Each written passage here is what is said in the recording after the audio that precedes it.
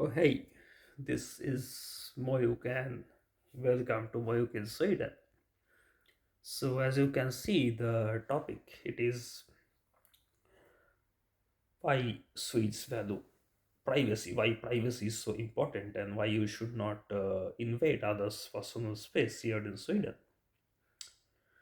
So, yeah, it is a big thing here and it is often misunderstood around the world, and most of the newcomers don't get it properly and it might seem to people that it is pretty like what can I say, some people might think it's a bit ridiculous or something because it's very different in other parts of the world and culture. And in this video I am going to dive into why it is so important in Sweden, what you should keep in mind in order to don't invade into people's personal space, and how it can help you following this law in a way as it has helped me. So without further ado, let's start the video. I am Moyuk. I am an Indian living in Sweden for nearly 2 years, and I operate my business here as a sole proprietor. So yeah, I've kept the camera here so it will be better. So first of all, let's give you a real life example. What is considered private or personal space here, which is very different than other parts of the world or cultures. Suppose you or someone is standing in the line at a bank or at a bus stop. You should not speak with people who you don't know properly in Sweden, because it's a personal space for that people, that situation. You are standing at a bank in a bank at a bank in a line in a queue. Mostly you will meet strangers. You should never speak with them without any reason. If you want to know something like where is that located or something, you can ask the bank staff, but if it is needed you can ask, they will understand, but no need to socialize because it's a personal space.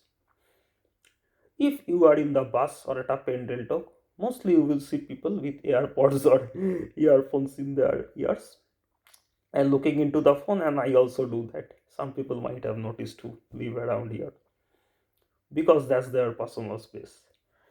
Now I am telling another example which is very funny here and is very interesting.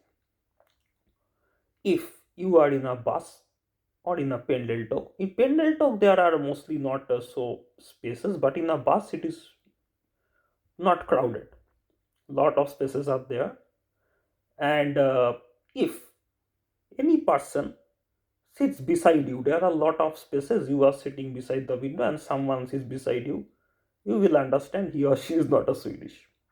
You will understand because a Swedish person will never sit beside you in that space, in that situation. He or she will go in a very distant space or just beside, not beside you. He or she won't stay close to you if he or she doesn't know you properly. This is the thing. And one more thing, if you are like, I am telling you, the ways to socialize are here very different. So these kind of things are very private spaces in Sweden, which is very different than other countries. Like in India, we used to talk in the bus with strangers. So it was very normal, but here it is very different. Now coming to why this is the case. See, the thing is that it's a cultural thing because the Swedish culture is the people respect calmness. They value the calmness. They think that the things that is a mentality, cultural thing. Because in India we see that if the guy is speaking with us or socializing with us, that guy is very cool with us or is good, we consider. If we don't talk, they see that yeah, that guy is not talking with, that is the mentality there. But this is a cultural thing in Sweden. If you give the other person his or her personal space, that is showing respect in that situation. That is the thing. If you want to talk with a person and you don't have any disrespect towards him or her, but here they will think that you want to invade his or her personal space, and it is a way of disrespecting that person that he or she will think. That is why you should never do it, because it will not help you in any way.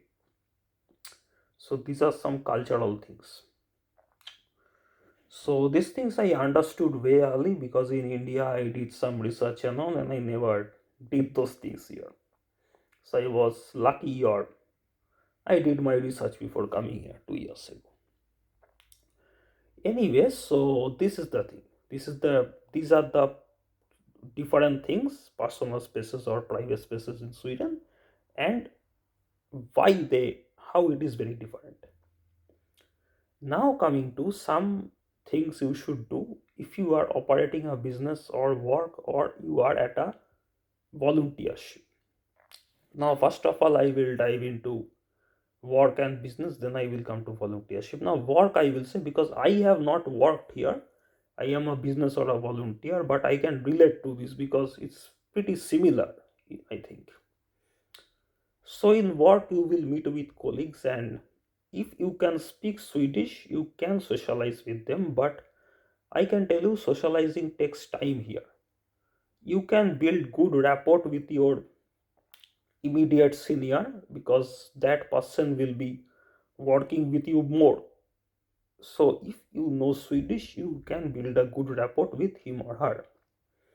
But other co-workers, it will take time, and you will only be able to socialize with them properly when you are at after work, or you are at a dinner, lunch, this kind of, or social events which also happen in these companies and all. There you can do, otherwise it's not. And this thing also takes time. That's true here. And see, and when you are working, if the worker is busy with her phone or his phone, or that person is talking with a other person who he or she knows very early, you should not interfere into their conversation. Okay, just don't interfere.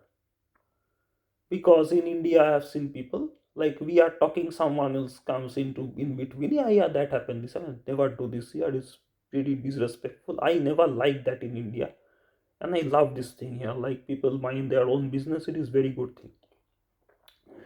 Anyway, so this is one thing, like if suppose a person is uh, busy with her phone or is working, if you see that person is that much busy, don't talk anything. If you see the person is a bit relaxed, just one or two sentence, hey, he would have log it, he would log it. So which means how was your weekend or something, when you meet, if he or she is not busy. So in this way it goes. Okay, and the conversation varies according to the situation. So these things I have learned by working, studying, and all, and just making the video. Okay, so this is one thing at work. Now the second thing is that in business you can, like, is very different, because as a sole proprietor I mainly provide services to foreigners, and like Indians and Pakistanis and all in those countries. So it's very different. But when working with Swedish people, you won't meet them pretty much here, because in business, if you work with any Swedish client and all, you won't meet him or her much. So it will be mostly regarding business, nothing other than that. So this thing doesn't apply. That's why I told the work thing first. Now comes volunteership. Volunteership is a very good thing to socialize, and it happens more in socializing is very easy in volunteership here. The work thing I have said, it applies in volunteership also. Like if a person is speaking with anyone, his or her known, he or she has known from the very beginning, you should never speak in between. You should give him or her, his or her personal space. Like I work at the Church of Sweden, yeah, as a volunteer.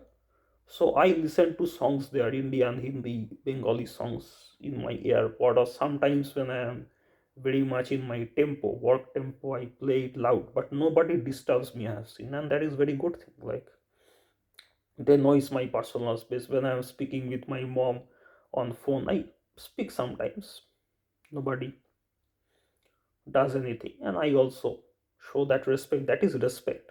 Okay, in Sweden, that is showing respect towards the other. So they also show me, and I also do that. Like when they do that, I also give them their personal space. Now the other thing here, which is very common, and you must respect this thing: don't ask anyone about their family. Okay, if you don't know him or her properly, this is very important. Like if you meet someone and you have met just once or twice, and you are asking, are you married, do you have kids, to a woman, or that is not the norm here. If woman or man, because gender equality exists, see, that is none of your business, first of all, because you are not going to gain anything from that. And then also, if you know that person properly, in some conversation he or she will themselves reveal, or might be that he or she will be comfortable to share it with you. Because if you don't know the person, it is not appropriate to ask these questions. It is very common in India and all those countries, but here it is very disrespectful towards anyone. One more thing: don't ask where you live for all these things for no reason. Like, these are very easy to find here on some websites, but you should not ask these people. Okay, it is a very invading the private space. So a lot of things are here. Yeah, so these things I have said. And yeah, so these are the main things I have told you. And now some real life examples, what happened with me. First of all, some people I have seen in Sweden, some people on social media, you will find some people who will come and make some stupid comments on your personal posts and all. First of all, I want to tell you, no Swedish people will do that. Swedish people won't even comment much. They just give a reaction if they know you. If they have a good rapport with you, they will give a like or this kind of reactions. They seldom comment. Very rarely they comment. Like if they have very good relation with you, very good friendship with you, then only they will comment. Not other than that. And yeah, where I was coming. So these people are from India and all these countries, and some people use some pictures and names of these people and try to fool people. Now, one more thing: if you see any Swedish people doing that, you will understand he or she has been paid to do that by someone else from your own country, or there is something else. Because it is not very common that a Swedish person will invade your personal space like that. Either that person is getting paid to do that, or that person has some bad motive to do that. And it happened with me, and it's still happening, and I am reaping the rewards of that in my business, and I think most of my viewers or subscribers know that. Anyway, so these are some things I have told you. And one more thing, this is very important here, it came to my mind. Like, you should never go to a person's home or a house without informing them. Okay, if you are not invited, that is one thing. Like if anybody called you to a dinner party, dinner, let's say, here they eat dinner at 5 or 6 o'clock in the evening. That is the cultural norm, very different than our. Like, I was very, like, shocked when I saw this here. Anyway, so if anybody calls you to a dinner, and if you are late, you should tell them that I will be late, and they will wait in some cases, but you should tell them. That is the norm. Like recently it happened in a there was a volunteer party here, and I never knew the thing, so I went to a different place, and then I called the group leader there with whom I work. So I told her that I am here, but nobody. So she told me it is in a different place. Can you come? So I told her that the bus will be coming at 5 o'clock. You told me that party will start, so I will be there by 5:30. Should I go back to my apartment, or should I come? So she told, no problem. We can wait for 30 minutes. You come. So the bus reached at 5:30 and then they began. So this is the things you should maintain. If you don't tell them and they will wait, it is very bad in that case. And I think in this kind of situation some people message, and that happened also. Another volunteer, she messaged and nobody saw it, and she would have been in problem. So I notified the leader that the person has sent a message, and yeah, I helped her, the person, and that is the thing, because I helped her because she was in a similar situation and I was also in that. It is volunteership in that way. Volunteers are expected to do that, but it is the norm here. You should tell them, because she also did that and I also did that. It is the norm here. And one more thing, like if you are not invited, you should not go to that place. That is one more thing. Like if anybody never invited you to their home and you are going, it will be considered very disrespectful, very disrespectful. Yeah. Okay, so that is one more thing. And yeah, so these are the things. And any event or anything, you should, like event, I am telling you, like a concert and all, there you can be late, no problem. These are not that type of events. But if you are invited to a party or a dinner or these things, if you are a bit late, you should notify them, no problem, you should notify.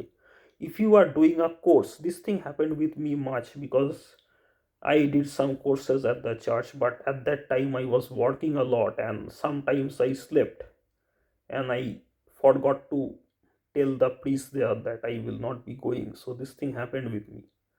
But like I was very busy at that time and they knew that, and I later on they told. But this is not a problem, because if they see that you are not doing it deliberately, it's not a problem. But don't do it deliberately. That is my thing. So yeah, these are the things, and you should notify them if you are late. That is, you should be punctual. Punctuality is very, very much respected here. If you can't be there at that time, you should notify them. That is one more thing. Like sometimes I am a bit late to the volunteership, and I was clipping my beard one day, and I messaged the leader that I will be 30 minutes or 15 minutes late. I will be clipping the beard. So, no problem. If you do that, no problem. But you have to notify them. So these are some cultural things. This is not a personal space, but this is the one thing. Okay, so this is what I wanted to say. So first of all, I gave you the examples which are personal spaces considered here. Second, I told you how you should respect others' personal space in work, business, and volunteership if applied. Then I told you about the invitation thing and some other things. And I will be making content on Sweden, Swedish culture. This is about Swedish culture and my life in Sweden, jobs and all, everything, anything related to this wonderful country. So if you don't want to miss out the future content, subscribe to the channel and share the video with others if you think it was helpful or informative. Tack så mycket, hej då. Hej då från Sweden.